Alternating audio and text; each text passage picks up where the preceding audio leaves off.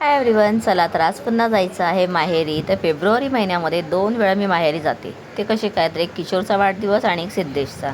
तर त्यासाठी तयार वगैरे झाली आणि आता आम्ही निघालेलो आहोत जायला.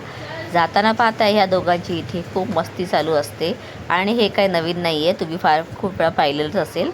जाताना थोडीफार ट्रॅफिक लागलेली होती. आता नम्रता दर्शन दोघं पण होते, त्यासाठी ना गाडी घेतली नाही, तर म्हटलं आपण ऑटोनेच जाऊया आणि छानपैकी येऊन पोचलो. तर चाललेलो आहोत केक घेण्यासाठी.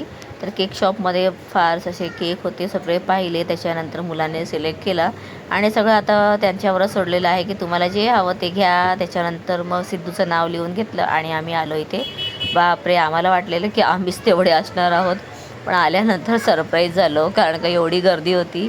सिद्ध्याचे सगळे मित्र वगैरे सगळेच आले होते आणि ताई आलेली, सावजी होते आणि सारिकाच्या माहेरचे पण आलेले, असे ना सगळेच होते. त्याचबरोबर बिल्डिंगमधले काही जण, म्हणजे ना अगदी घर असं भरवून गेलेलं.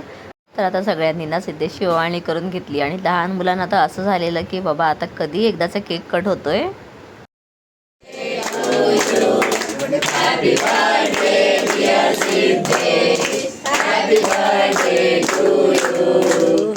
केक कट झाल्यानंतर सिद्धेशने फटाफट एक केकचा तुकडा घेतला आणि सगळ्यांना सगळ्यांना भागून टाकलं.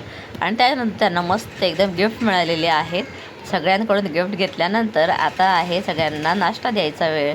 तर छानपैकी इथे वेफर केक वगैरे सगळ्यांना दिले. त्यानंतर आम्ही सगळ्यांनी ना फोटोशूटसुद्धा केला आणि मग सारिकाने छान एकदम पावभाजी बनवलेली होती, ते सगळ्यांनी खाऊन घेतल्यानंतर आता सगळेजण आपापल्या वाटेला निघालेले आहेत.